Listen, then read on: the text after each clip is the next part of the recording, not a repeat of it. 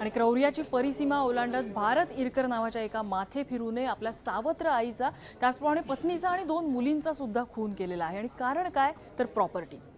वडिलांनी त्यांची प्रॉपर्टी ही आपल्या दुसऱ्या आईला म्हणजे सावत्र आईच्या नावे केली। जत तालुक्यातल्या कुळनूर गावामध्ये ही घटना घडली। कोर्टाने दिलेल्या निकालात वडिलोपार्जित जमीन ही वडिलांच्या दुसऱ्या पत्नीच्या म्हणजे सावत्र आईच्या नावे गेली आणि त्यामुळे नैराश्यातून रागाच्या भरात भरत इरकरने आपल्या सावत्र आईला तर संपवलंच, पण सोबत पत्नी आणि 2 मुलींचीही धारदार शस्त्राने हत्या केली। 2 मुलं मात्र गणपतीसाठी परगावी गेली असल्यामुळे बचावली आहेत। चौघांची हत्या केल्यानंतर आरोपी भरत इरकर हा पोलीस ठाण्यामध्ये हजर राहिला।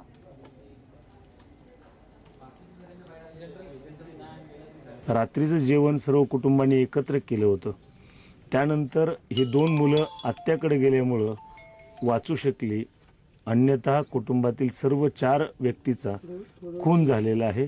आणि भारत इरकर हा मात्र घटनास्थळावरती घरी किंवा शेतामध्ये दिसून येत नाही। त्याचा शोध सुरू असतानाच आता तो पोलीस स्टेशनला हजर झालेला आहे आणि त्यानं हे कबूल केलेलं आहे की त्यानं स्वतः मोठ्या कोयत्यानं या चौघांचाही खून केलेला आहे।